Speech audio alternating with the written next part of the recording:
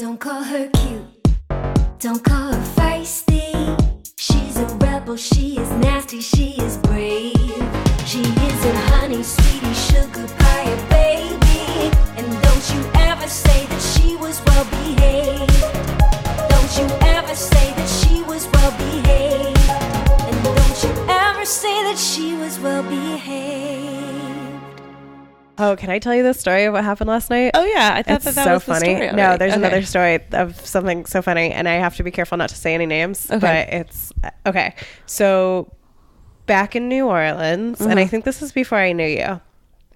I slept with like the most handsome man, like a cartoonishly handsome man, who was like a New York comedian, whatever. He was just in town. It was great. We had a real fun weekend. I know him? Maybe. Hold on. I'm going to pause it real quick. Okay. I don't know him. That's okay. So we had like a really fun weekend. Him now. Yeah. He's like handsome to the point where I was like the whole time. I remember being like, why are you talking to me? Like, cause whatever. And he was just like very charming or whatever. And it was real fun. We just had a nice weekend. And then he moved to LA and then I moved to New York. Oh, this and guy. Recently he moved back to New York and like I hadn't seen him or whatever, but last night at the comedy club, I was talking to, she just come upon like shirtless photos. Oh my God. Yes. Yeah. I mean, what the hell? He knows he's very handsome. He's not. He's like too handsome for me. Yeah. That's what I thought. Yeah. It's and also stupid. He's handsome, but also he's got a huge forehead. Yeah. I mean, he has flaws, but like if that's your flaw. Yeah, he's like, He does his look face like a is prince, very like symmetrical. a Disney yes, prince. Yeah, he looks like his name should be Eric for sure. Yeah. I was talking to one of his friends last night, who I also slept with, but at a different time. He's very nice. We were talking, and the handsome man came over, and I was like, hey. And he, just like, hi, like, I haven't seen you in a few, or whatever. But I just said like, hi. And he was like, hi, what's your name again? And I was like, Ariel. We met in New Orleans. And I watched his face, like his jaw dropped and his eyes bugged out. And he was like, I'm so sorry. I'm so sorry. I'm so sorry. And his friend like started cracking up and just like walked. And he was like, good job, buddy. Because his friend knew. Because his friend, like his friend was also there the weekend that he and I had hooked up. Oh. And then like I hooked up with his friend like a year later at a comedy festival. Who's his friend? Okay, hold on. Okay, That's so really funny. We're recording again now. Okay. So, and he's like, his friend is very sweet. Yeah. But he was just like, oh my God, I'm so sorry. And I was just like, it's fine. It's fine. And he was like, you look so different. And I was like, okay, whatever. And I like turned back to my brother and his girlfriend, and it was so fun to like watch him squirm, you know what I mean? And he was like trying to dig himself out of this hole. He even said, he was like, I know it seems like I'm just trying to dig myself out of this hole, but I'm so, you have to admit, like you looked at, and I was like, okay. Oh my God. And also like out of context, Yeah, no, I wasn't mad at all, but it was I just thought fun it was to watch so him funny. freak out. That power, like over a hot man, you know what I mean? Amazing. It felt so good, and I was just like, I'm glad you spin it that way, because I would also feel like, oh, this hot man forgot me. No, I don't care. Like, honestly, like, yeah, he should forget me. Like, that's not he was the first person I slept with after I got out of a relationship too. So there's no way it was great. That's so nice that he was so hot. The first person I slept with out of my last relationship was very hot too. Yeah. And it really is like so nice. I really felt like I won. Nice.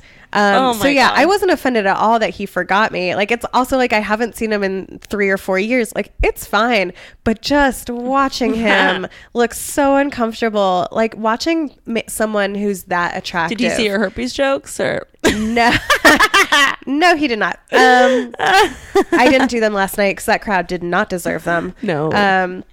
But that's really then funny. afterwards I saw his friend and we just laughed so hard, and he was like, I hope you made him feel bad for that. And I was like, oh, I very much played it up, and we laughed That's so hard. funny. And he was just like, it's so nice when he messes up. Oh my god. Because I've also had a best friend who's way beautiful. hot, and be like, yeah, man, and just watch men fall over themselves for her. Yeah. And when she would fuck it up, I was just like, yeah, that feels pretty good. Yeah, I mean, it's just funny, and it's not real, you know. It's silly. No. That's really funny. And then I told Oh my Shaggy God. about it, and we laughed and laughed again. Oh my god. Because he was like, what was going on? And I was like, I'll tell you as soon as we get out of here. Yeah. And I told him on the subway, and we just giggled. And that was also a nice moment where I was like, oh, you can laugh at the man who I slept with. Yeah. I love you. That's nice. Oh man, that's so funny. It felt so good. Oh man. That's the high that I'll be wow. chasing. Well, that's a pretty great. That's good banter. Good job saving that story. Yeah, thank you. We had nothing It's hard else when you have to do it about. twice. I know. That's really good. Oh my god. Yeah. I don't know. I haven't had any encounters with men I've slept with recently. I hadn't either in a while, Yeah. which... I guess I do sometimes. I just don't think. I mean, like, I don't care anymore. Oh, that's not true at all. But I'm like friendly with most of the ones people. that you're friends Yeah, with is yeah. different. Yeah. No, like, surprises. No, one came to my half hour twice, Aw. just to be supportive. That's very nice. It was so nice. I know that one. Yeah, He's a good He's one. a sweetheart. He's a good I hope one. the best for him. My mom loves him. I think I recently told her that I had hooked up with him once because she asked me something and I was like, I don't know if that'd be appropriate because he and I want, and she was like, oh really? And I was like, yeah, we kind of dated for a while. Yeah. And she's like, I had no idea. He's so sweet. I hope he's okay. I hope he's okay. I hope he's okay too. Yeah. Well, is that enough banter? Should we do I think something so. else? Yeah. Why don't we just, I mean, we can just Dive get in. into This one it. might be We'll interrupt shorter. each other. My story is kind of long. Oh, I'm Okay, going good. first too. Yes, you are going first. Yeah. That's good. Mine, I think mine will be We'll on interrupt. a medium-sized one, maybe on the shorter Computer. side. I'm hungry again. I ate a little bit of sushi hungry. like a few hours ago. Oh But man. now I'm so hungry again. Shaki went out of town for a few days and he doesn't like Japanese food. So I ordered a seamless sushi and I ate it in bed where like I'm not supposed to eat. I And it know. was so I'm not. nice. Yeah, the other And I day. smoked weed inside. The other day, I broke all the rules. That's amazing. The other day, I woke up for work, and Louis been like editing his album all night, all week. So he's What's been it gonna out. be called? He doesn't know yet. That's Okay. the biggest challenge right now. But anyway, he's editing it, and at his office space in the city, and he's coming home like super late. So I was already asleep. He came home. I woke up. I got a text message from him that was just his hand with a kernel of popcorn in it, in the dark. And then we saw like one roach in our house recently, but we got like a guy to come, and like Yeah. I think it's fine. I think it was a fluke. We haven't Also, seen they any come in others. the winter. Yeah, I think it was a fluke. And he literally just sent me a text with this picture that said, "This is why we have roaches." Because he said, I found this in the bed. We didn't even see the roach. We saw the roach in the kitchen. But That's so funny. Yeah, I like love to eat snacks in bed. This Me is actually too. a classic. My mom and my dad have this problem that my mom likes to eat snacks in bed and my dad doesn't like the crumbs. I get it, but like, But I love also we have a it. TV in our room. It's like I'm gonna watch TV in bed while eating some damn popcorn. Yeah. Ugh. Yeah. So I just don't get it. I just don't do it when he's home, and I know I don't do it. I guess I don't do it with Louis home either but we're so rarely. This week we've barely been home together, so it's been fine.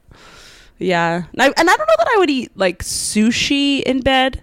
That's almost just because that seems like too hard. Like I don't know how to. I don't have like a good system for that. Where I feel like I'd get soy sauce in the bed, and that would stink it up. Well, I don't pour the soy sauce over while the sushi's on the bed. I do it over. Like, see, 'cause I we dip have a little. mine. I dip my sushi. No, I just pour it. That's smart.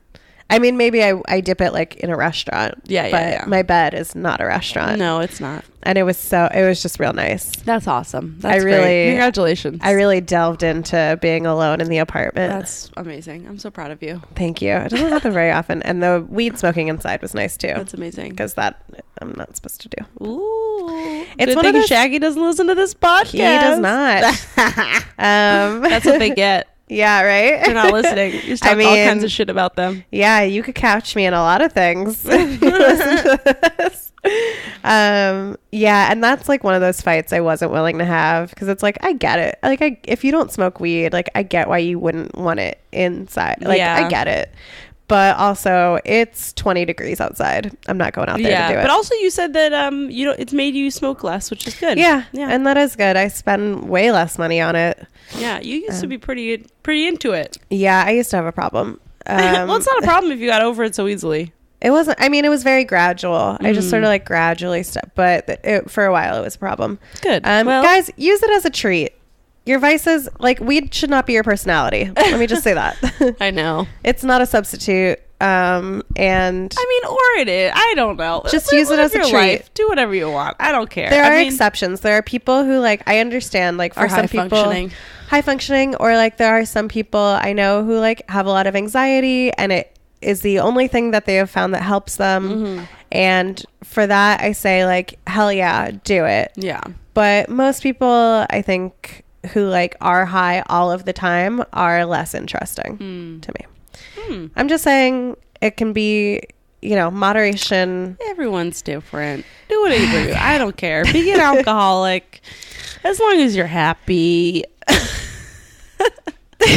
And as long as you're not destroying the lives of the people around you. Yes. Hi, this is Well Behaved. I'm Molly Ruben-Long. I'm Ariel Elias. And this is a podcast about obscure women in history. And also just what's happening in our lives, apparently. Frances Glessner Lee. Ooh. Frances Glessner Lee, a.k.a. Fanny, which is the worst nickname. Fanny. Yeah, Fanny. In Ireland. Fanny means vagina. And when I was a kid and we would go to Ireland, my mom would wear fanny packs all the time, which we used to is that why it's called that? Well, in America, a fanny pack, it's on your bum. Fanny Really? Means butt. I've never seen anybody wear it on their butt.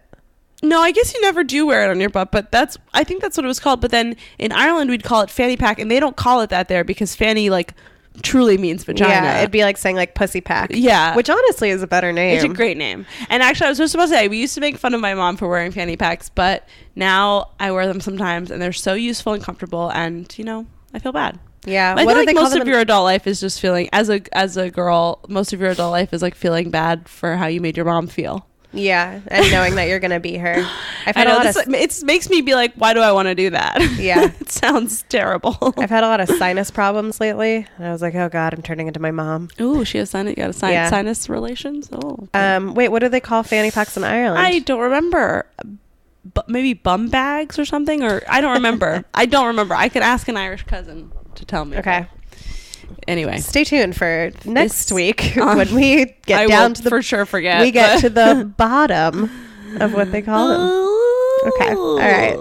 So she was born March 25th, 1878. Mm-hmm. Her father, John Jacob Glessner. John Jacob Jingleheimer Smith? His name was my name too. He was this crazy rich dude. He wasn't crazy. He was just crazy rich who made his fortune building this company called International Harvester, which made farming equipment. And he just got real rich and he was really into the ideals of the time where like men were manly and rugged while women were these like little moral creatures who were soft and feminine. Frances's mom, Frances, was real into knitting and sewing. She was like known for her seamstress talents, even though she didn't have to work. She was really good at it. And she studied with Annabelle Fogliata, who was a master jewelry craftsman. So she was just like real into making things and stuff. Cool. Frances, she would have had an Etsy page. Yes, absolutely. And so would our girl Frances. Frances, regular Frances, and her brother George were educated at home because George was frail and was sick a lot, which, like, dude, I get it. But basically they were just like, as long as you're teaching George, you may as well teach Fanny. And their home was this fortress-like mansion in Chicago that's now a museum. They had a lot of servants and very fine furniture and just fancy shit that sounds miserable if you're a kid, though. Yeah, I guess so. Like if your home is a museum. Yeah.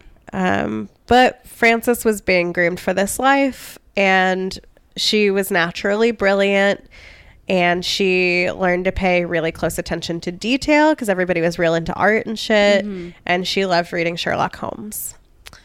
So then her brother George goes off to Harvard, and Frances really wants to go too, but her dad insists that she not be educated because women don't go to college. Cool. I've said it before on this podcast. I'll say it again. Women don't go to college. I was going to say, fuck you, dude. Oh. But I like that too.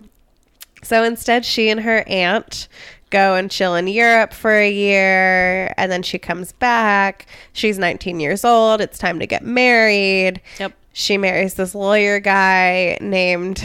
Man, I could have been married so many times by now. Yeah. How many times do you think? How many suitors? Probably...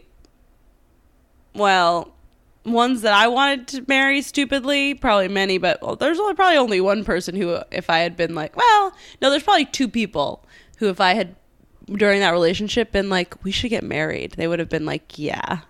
I'd say three if Thank you include my current situation. I'm probably at 3 also. Yeah. People are just like, dudes who are just so deeply in love with me. Or like, I'd say my college boyfriend, the guy who was the bartender in New Orleans, who I think does listen to this podcast. Yeah. Sorry. Hey, I loved him very much, but it wasn't the right moment for either of us. But I think I think he would have like eloped with me if I asked him to.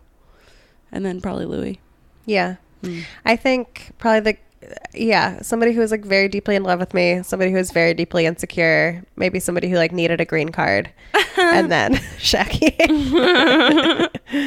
Perfect. So yeah, do you and Louis talk? We don't have to talk about this. Okay, we do. So, I don't know. We'll probably will. Shaggy's running joke right now, and I do not like it, is that we're engaged. What? Yeah, he just loves to joke that we're engaged. That's why he's so successful in comedy. I know. Just kidding. I love you, Shaggy. He doesn't listen. It's fine. But that's like, because I think, because one night we got kind of drunk and just talked about it and how like we do want to like marry each other. Yeah. And so since that night, he's just been like, can you, like the next day he was like, can you believe we got engaged last night? And I was like, we didn't get engaged. And he's like, I think because I talk to my mom every Friday. Yeah. And I guess it was yesterday. He was like, did you tell your mom that we got engaged? And I was like, there's no ring. We're not engaged. Oh my God. Well, it's real cute. Okay. So she marries this guy who is named. Oh my God. Do you want to know his name? It's so funny. No, you don't need. No, I'm just kidding. Okay. Anyway, his name is Blewett Lee. What? Blewett? Blewett. Blewett. That's a Blewett Lee. God. Everybody's name in this story is stupid. Blewett. There's 2 Franceses. There's Fanny a John and Blewett. Jacob. Blewett Lee. So they have 3 kids. They get divorced 16 years later. The only, like, they didn't say why they got divorced, but their son said it was because of her, quote, creative urge coupled with high manual dexterity, the desire to make things, which the dad did not share. Which, like, I don't think they got divorced because she was into crafts. I mean, I would never marry someone who was into crafts, so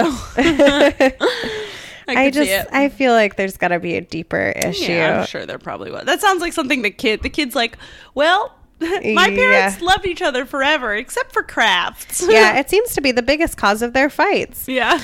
It's like, my dad keeps hitting her because she's really into crafts. So I guess they just don't share this love of crafts. Yeah. I don't really know if he hit her. That's like me speculating wildly. But based on what Frances ends up doing with her life, I feel like there may have been some domestic abuse going on at home. And she once wrote in a letter that, quote, "This has been a lonely and rather terrifying life." So I feel like you don't describe your life as terrifying unless somebody is hurting you. That's sad. Some people's lives are really sad. How do you make sure your life isn't sad? You know what, though? She takes control of her life. Okay. So for one, she gets this divorce. Not like Hetty. No, Hetty she's Lamar. not like Hetty. She really figures out how to use her talents for good. So she gets divorced, which I guess at this point is what, like 1914,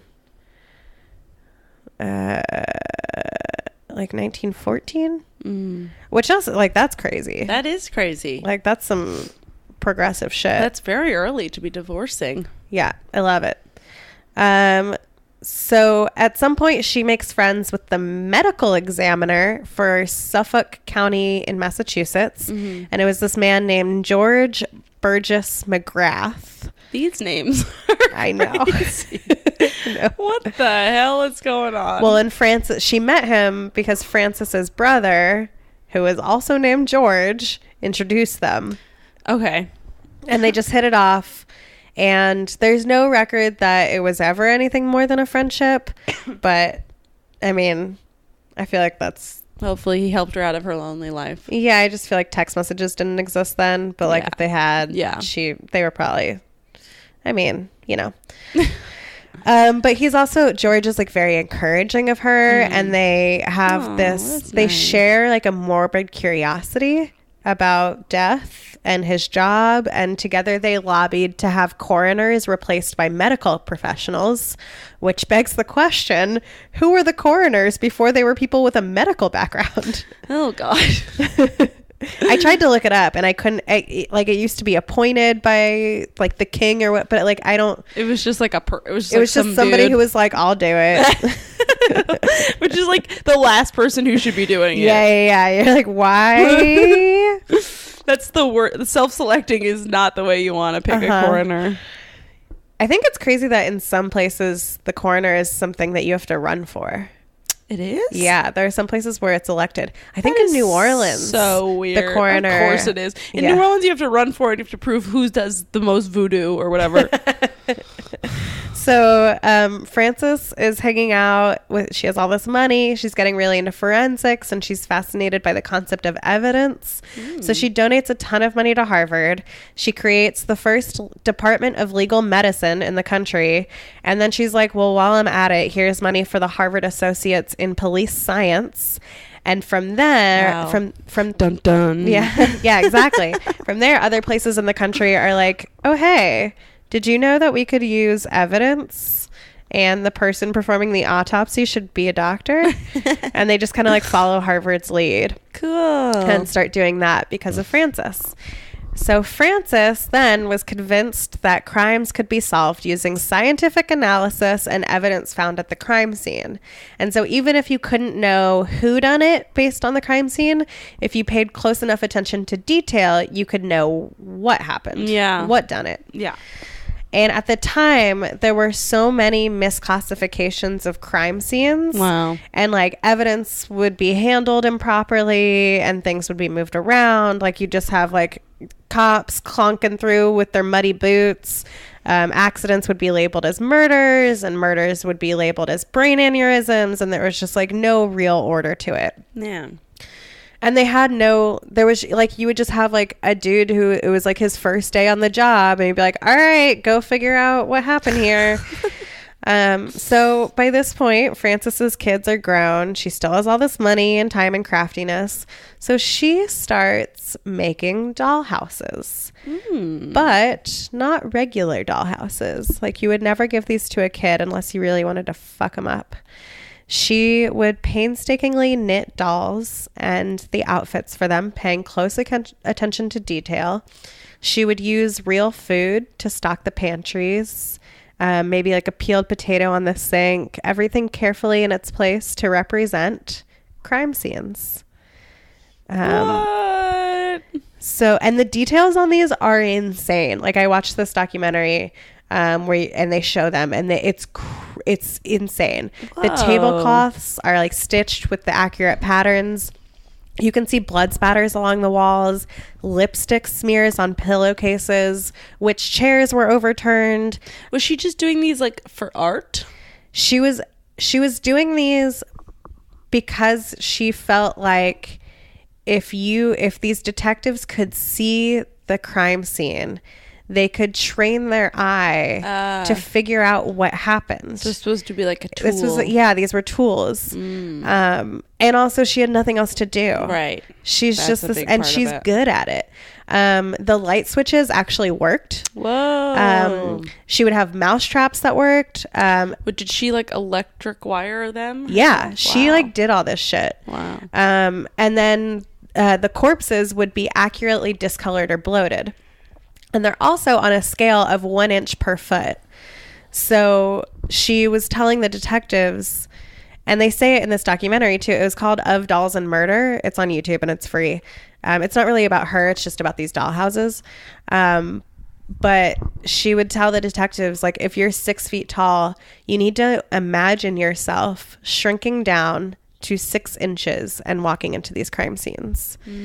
And these dioramas that she created were called the Nutshell Studies of Unexplained Death, because the detectives had this saying, convict the guilty, clear the innocent, and find the truth in a nutshell. So she's like, I'll create a fucking nutshell. Whoa, what a spooky lady. She's so cool, man. So she suggested she also, like, in addition to creating these things, was like, here's how you should look at evidence. Like, here's how you should figure out so you don't miss anything. You start with the body and you use a clockwise spiral to go, like, taking in all of the other evidence to reduce the possibility of missing something small but important. So like, instead of being overwhelmed by everything, like, you just start small and then work your way out. Cool.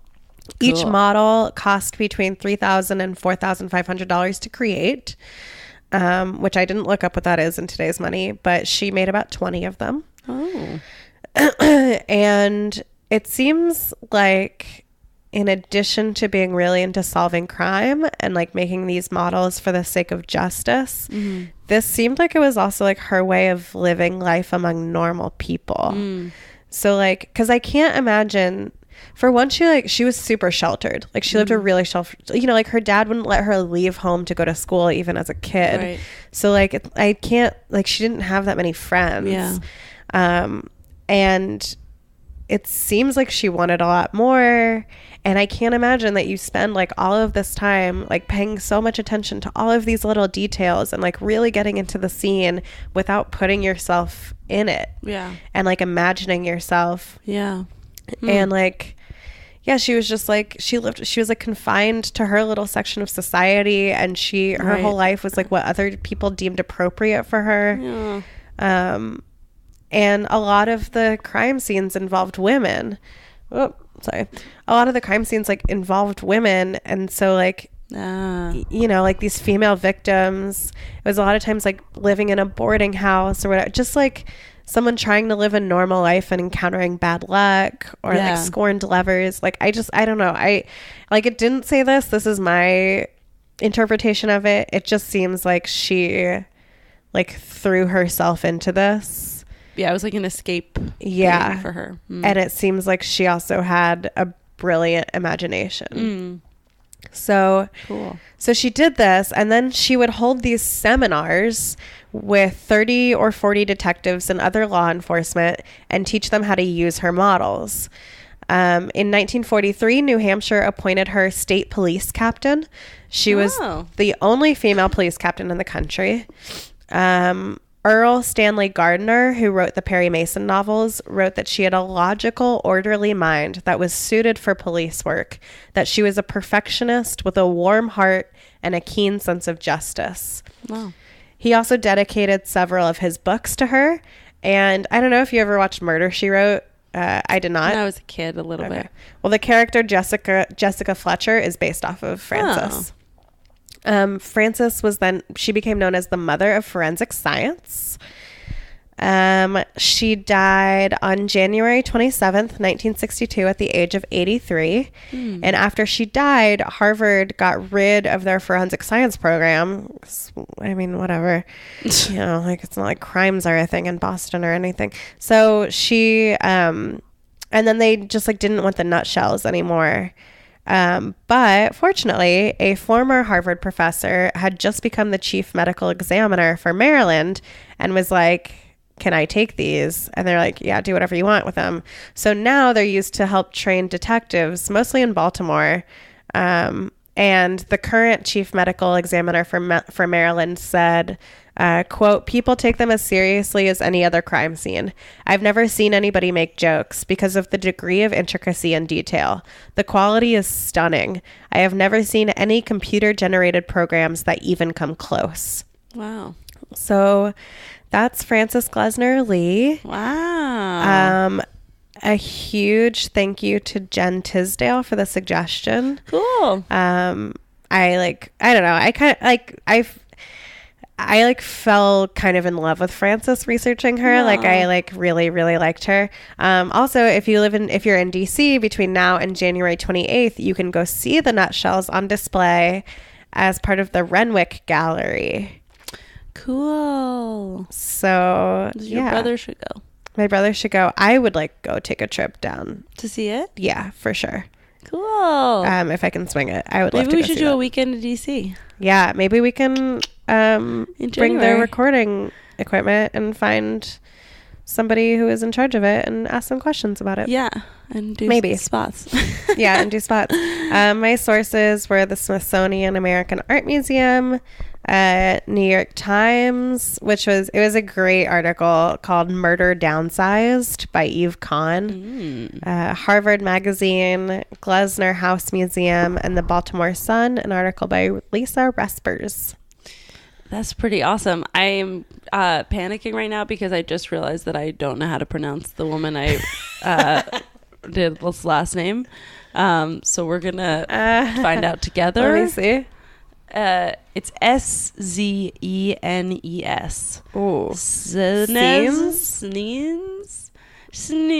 I'll pause it real quick while you look it up. Hi, we're back. I figured it out. It's Szenes. And that makes sense because here's a more literal spelling of it. Yeah. Okay. It's Hungarian. So anyway, my person is Hannah Szenes. She was born in Budapest, July 17th, 1921, to a wealthy, assimilated Hungarian Jewish family. Her father died when she was 8, and he had been a very famous writer and playwright in Hungary. She was educated in Hungary, and because she was educated in Hungary in the 20s and 30s, she experienced rapid anti-Semitism. I saw one thing that said that she went to a Protestant school, but because she was they accepted Jews, but Jews had to pay twice as much or something. But they had money, we're so not they sent that her. cheap. I know. Well, you got all the money, so you can give it away. You can read books with it. Anyway, but so yes, she was experienced a lot of anti-Semitism in high school, which led her to learn more about her Judaism, and that led her to discover Zionism. So she joins a Zionist youth movement, learns Hebrew, and immigrates to Palestine. So in 1939, she finished her school in Hungary. She moves to Palestine to study at the girls' agricultural school in Nahalal, maybe. Whatever. She goes to agricultural school. Narwhal? Narwhal? Noodles? Okay. She completed her 2-year agriculture course, and then she moved to Caesarea, which was it's a port on the Mediterranean coast of Israel. Ooh, to join I bet it's beautiful there. Yeah, she writes a song that you might know. Louis knew it. What is it? Okay, she writes, wait, let me get to there. Okay. No, but it's just confusing. So she moves to Caesarea to join a kibbutz called the Sedot Yam Kibbutz. And we both know what a kibbutz is, but if you're listening and you don't know what a kibbutz is, it's a voluntary collective community, usually agricultural, where there's no private wealth and everyone is responsible for the needs of everyone else. Commune. It's a commune. It's a little agricultural commune.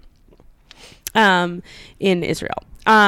So she decides to go to this kibbutz, in particular because there's no other Hungarians there who might know who her famous dad is. So she goes there. Just trying to get away from that, from the fame. Yeah, and I doesn't want to be followed by that.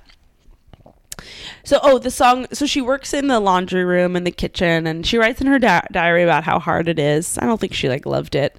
While she's there, she writes this poem called A Walk to Caesarea, which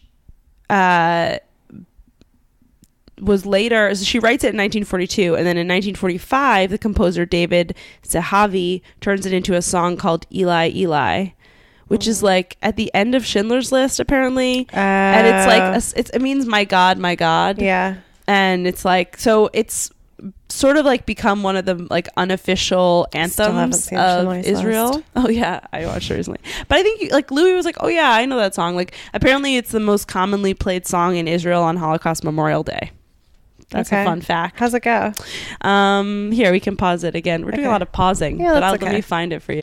Yeah, I know the English version of it. It's my Lord, my God, I pray that these things never end. Yeah. The sand and the sea, the rush of the water, the crash of the something of man. Sorry for singing. The prayers of man. The prayers of man. No, that was very beautiful. That was very, very beautiful. But so she wrote the poem while she was at this kibbutz on the Mediterranean Sea, and that's why that's where it came from. And then this guy in 1945 set it to music, and now it's one of the most famous songs in the Jewish tradition. Who's that lady who I think it's Eli. Sorry, I'm not saying it right. That's okay. There's she there's a woman who writes real fun tunes for all the Hebrew songs. Ooh. But I can't remember her name, and I saw her in concert once and she did that. Wow. I know. It's may these things never, my God, may these things never end. The sand in the sea, the rustle of the water, the lightning in the sky, the prayer of man. Oh, okay. There it is. Anyway, but okay, so that's sort of a cool side note. So in 1943, she's working on this kibbutz, writing poems, writing in her diary, whatever. And officials from the Jewish Agency, which is a nonprofit that's dedicated to connecting Jews to their heritage, approached her about joining a secret military project to help European Jews. Ooh. Basically, the plan was to, because at this point, it's 1943, they know what's going on in Europe. Yeah. And they're okay, we want to create a military group that will take Palestinian Jews and have them rescue European Jews from going into the Holocaust. So she was already a member of the Palma, which was an elite force of the Haganah, which is the secret Jewish army before Israel was Israel. Mm-hmm. She had previously studied wireless operations, and so then in January of 1944, she went to Egypt and took a paratrooper course. Before she left Palestine, she met with her brother Giora, Giora. Yeah, that's right. Giora. He had just moved to Palestine and was the only surviving member of her family at that point besides her mother. So, 'cause they died in the Holocaust, or it's not very clear. Her father died when she was young. I don't know if she had other siblings, but that was I don't know. So mid-March 1944, she and several other Palestinian Jews, mostly originally from Europe, were dropped into Yugoslavia to help anti-Nazi forces before they were to go do their real mission, which was to enter Hungary and save Jews before they got on the trains. Mm-hmm. In March 1944, Germans invade Hungary, which delays their plan a little bit. And they finally enter in June of 1944, just these three people. It's her and two men are parachuted in to Hungary. Within hours of her being there, she's caught by the Hungarian government and tortured for information because they find an Allied radio. And so they're torturing her for the code to the radio to find out who the other troopers are, who they also end up getting captured, but only one of the three of them survives. Spoiler alert, not Hannah. I think I actually... You heard this story? Yeah. You as probably like have. It's a like, kid in Sunday school, I remember this part of is it. it Saturday school? No, it's Sunday school. We still go on Sunday. You do? Yeah. Oh. Yeah, so Because they... you can't write on the Sabbath. Oh. So, right. Sunday. Smart. You got to write. That's smart. So... Plus, that way they take your whole weekend away from you. That's great. Yeah, isn't it? Really teach you to love the faith. So within hours, she's caught. Like I said, she's tortured for info. When she wouldn't talk, they end up capturing her mother, and they like show her to her mother, and this is the first time that they've seen each other in 5 years. Her mother doesn't even know that she's in Hungary because she's on this secret mission. So her mom gets captured, brought to this prison, and she sees her daughter like with 2 black eyes and a missing front tooth from being tortured, and so like she doesn't even recognize her right away, you know, and they still, like, both of them stay silent. Like, she refuses to give up any information.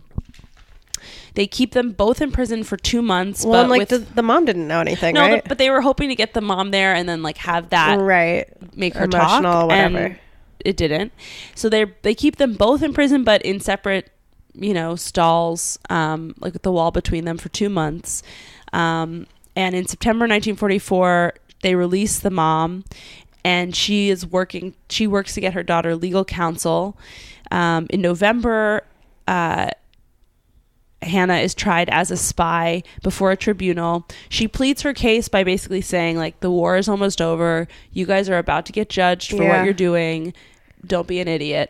Yeah. Also, like, she's not a spy. She's just trying to rescue people. Right. I guess she was, tried as for treason or whatever, because she was technically a Hungarian citizen, so it's like she was doing treasonous actions or whatever against the Hungarian government. But anyway, the treasonous actions of murdering your own people. Hungary, they don't think of Jews as people. Yeah. Well. So anyway, she was convicted and sentenced to death, but it wasn't supposed to happen immediately. But then the officer in charge was this guy Colonel Simon, and he took her speech like really personally and like thought it was like a personal attack or whatever. Ugh. So he came into her cell on November 7th. They're very fragile. He came into her cell on November 7th and was like, you have 2 choices. 1, you can beg for a pardon, or 2, death by firing squad. And she was like, I don't believe that you can legally be trying me. I'm not going to beg you for forgiveness. I choose number 2, please. Wow.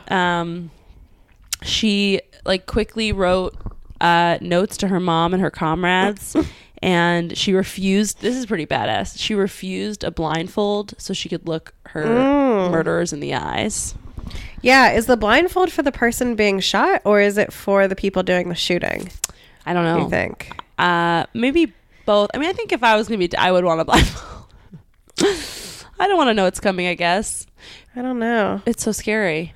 You're going to die either way. You are going to die either way. And I do know that there's always, there's like, the way they do a firing squad is they always take one bullet out so that somebody's firing blanks. Yeah, so you can always think you're the one. Mm-hmm. Well, and that's also like why you have like a squad. It's like so that like you can't be the one who like the one murderer, one who's responsible. Yeah. But yeah, I wonder if like if you know you're gonna die, like do you want to leave those people feeling a little haunted by like seeing your... It's like the last like little bit of protest that you can do. Yeah. Yeah, she was 23. Shit. Yeah. What? She was No. 23. No. Yeah, she was 23, dude. What have we done? I was a temp. Oh my god. Damn. Yeah. So they kill her and she's buried in Budapest. And then like shortly after that is the Death March of Budapest, which I looked up, which was, oh no, my notebook fell. November 8th, 1944, the Hungarian government rounds up 70,000 Jews in Budapest and forces them to march to camps in Austria. It was very cold. Yes, it's freezing. So many of them are shot along the way, or they die from starvation or freezing. But then the ones that make it to Austria in late December of 1944 are sent to different concentration camps, mostly Dachau. So somehow her mother escapes this. She hides in Budapest until the Soviets liberate it in January. So she hides for like 3 months or 2 months. And once she's rescued, she moves to Palestine to be with her son and works to share Hannah's story and diary and poems. And that's how like we know about her, because her mom like shared her story and shared all of her poems. Like Anne Frank's dad. Yeah, exactly. She is like it's kind of, I mean, maybe her diary is not quite as compelling. Maybe that's why. Yeah. It's like, and it's also not like the hiding element, but yeah, she is sort of like the. Can we be honest? Anne Frank's diary is pretty boring. Yeah, I did read it at one point, but I don't remember. Like I'm not, and it's not a critique of Anne Frank, and I understand she was its importance. Like a teenager. She was a teenager. I've never wanted to hear what a teenager has also, to say. Also, this is like a hacky premise, so I get it. But also, it's like if someone like why do we think it's okay to just like publish her diary? It's a little weird. I mean, I think maybe it's what she would have wanted. Yeah, maybe, but we don't know. Because I mean, we'll never know. The museum in Amsterdam is really amazing, though. I will say that. I bet. I just feel like it's hard for us once a week to figure out like what we're going to talk about. And sometimes I worry that it's pretty boring.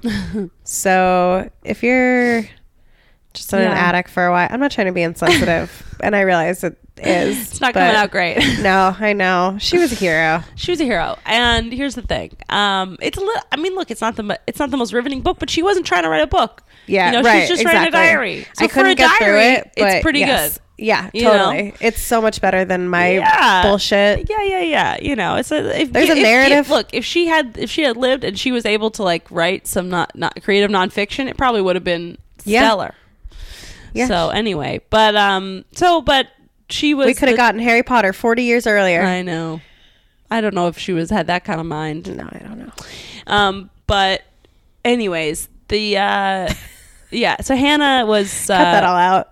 Do you want me to? No.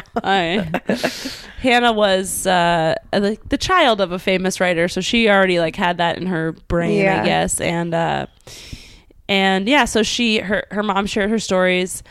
In 1950, her remains were brought to Israel and buried in the parachutists section of the military cemetery in Mount Herzl. And there's Herzl, and there was a kibbutz named after her called Yad Hannah, founded in her name also in 1950. And this is just a poem I'll read you that she wrote that was found in her cell, which is like kind of haunting. So actually, she might have only been 22 according to this poem. But so the poem goes: 1, 2, 3, 8 feet long, 2 strides across, the rest is dark. Life is a fleeting question mark. 1, 2, 3, maybe another week, or the next month may still find me here. But death, I feel, is very near. I could have been 23 next July.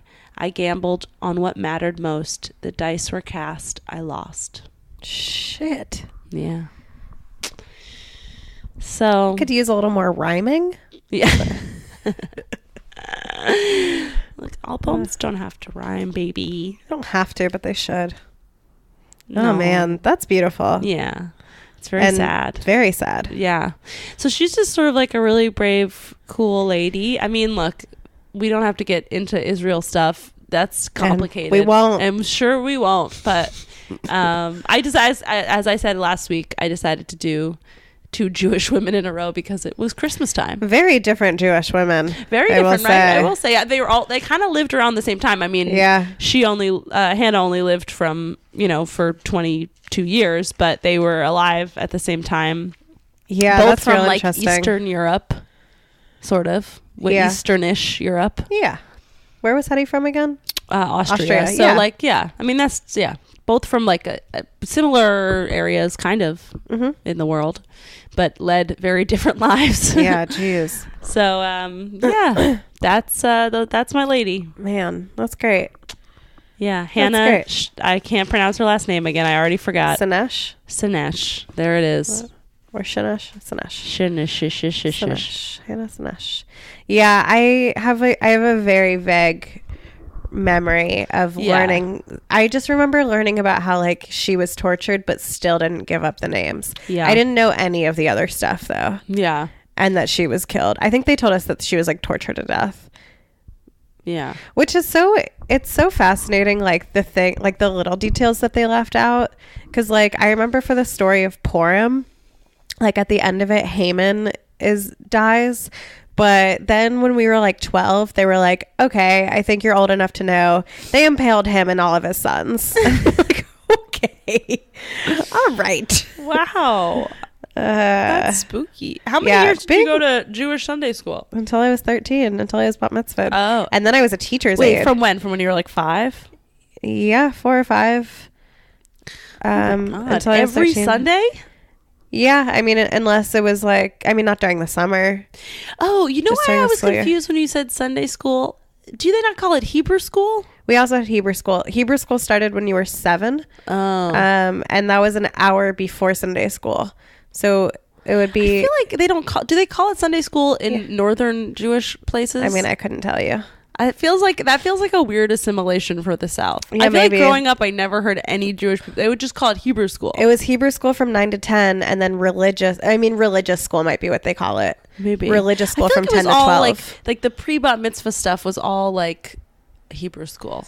No, we had Hebrew school Sundays. What he called it. Sunday morning before Sunday school, and then we had it Tuesday afternoon and Thursday afternoon. What? Yeah, man. That's too much. It was too much. That's too much. The Thursday ones were like, God. I mean, the Thursday ones were kind of a waste of time. But damn. Yeah, I went a lot. And then the year before my bat mitzvah, my mom made me go to services every Friday night and every Saturday morning. So I could learn. Because in our... Do they still go that often? My mom goes. My dad never went. Yeah. My mom, I think, like, really likes the community and stuff. Yeah. But, like... In our synagogue, it's very different from how it is. Because I've gone to like cousins' bar and bat mitzvahs and stuff. Like in our synagogue, you are the rabbi for that weekend, basically. Like you lead the whole service. It's not when you're bar mitzvah. Yeah, it's not just like the Torah portion and the Haftorah. Like you lead everything. So like you what need if there's to know two the the same weekend? That never happened. Really? Yeah, there were 8 other kids in my class. Like it wasn't going to happen. Yeah. Honestly, like even when you did the scheduling, like for your bat mitzvah, if somebody else's was the same week, like you worked it out. You just moved the next weekend. Or yeah. Something. Yeah. Wow. Because there's like a range of when that's so when crazy. It can be based on your birthday. Wow. Yeah, I've never seen anything like that. All the peoples I went to were just like you go, they read the thing. Yeah. They get the and then you have the party. Yeah, it was so much. I remember after the service coming home, like, I mean, I was 13. I didn't nap back then, but like I came home from the service and napped because I was so exhausted. Wow. Before the party. What was the theme of your bar mitzvah? I didn't have one. You didn't have a theme? Nope. What'd you do? I had a party. Okay. There was like a DJ. There was one DJ who like we all had at our bat mitzvah. Like he really cornered that market. Good for him. Yeah. He did. He knew which games to do. I had like my camp friends and some kids from school. I didn't invite everybody because I couldn't, and also I didn't want to. But wow, that's great. That's just some bat mitzvah facts. Well, this has been a really great one. This is coming out on Christmas, so oh yeah, Merry Christmas! Merry Christmas! Hanukkah's over, baby. Hell yeah! But don't forget the Jews. Never forget the Jews. Never forget the Jews. But enjoy Christmas. Enjoy Christmas. We'll see it. I guess the next episode after this might be going to be on New Year's Day. Is that when it's going to come out? I don't know how time works. I think so. Cool. Next episode is going to be in 2018. Wow. So go ahead and write down your goals for 2018, your New Year's resolutions. I think I might do New Year's resolutions this year. I've never done them before. I like to make practical things about what I hope to accomplish in the following year. Like what? Are you open to sharing any of the ones from either ones from last year or ones that you're thinking about? I'll share the ones from last year because I haven't figured out what I'm going to do yet for this. I've like sort of thought about it, but last year it was to get passed at some comedy clubs, which has happened. It was, I mean, to like do packets and stuff. Yeah, which also happened. I mean, my goal always is to like get a job in comedy, and that didn't happen. But you know, I think starting this podcast was one of them. Yeah. I think like I had for a little while this like notion of writing a book, and so to start that, which did not happen. About what? About I was gonna write it with somebody else. I don't think I can say who it was because the topic of the book was like dating with herpes. Gotcha. And that just like didn't like our schedules were very incompatible, and I don't think either of us really had like. You should write that by yourself. Yeah, I mean it was her idea. Also, like I've got enough on my plate right now. True. What were my other goals? Probably to quit dog walking, which also didn't happen. To drink more water. Look at us now. We're drinking water. Baby. Probably to work on my posture, which I didn't do. Yeah, those are some things. You got like most of them. Yeah, you don't look like I think it's good to make a list. You don't make all of them, but you try for all of them, and that's what's important. Yes. And you're going to fuck up too. I also made my list of 2017 failures and accomplishments. I saw that. That's been very viral. Yeah, that's crazy. So many people love it. I didn't think it was. I love reading everyone's, although I'm terrified to make my own. Yeah, well, just write it and don't post it. I might do that, yeah. Yeah. And then, you know, but I'm also like scared to do that because I'm scared to know.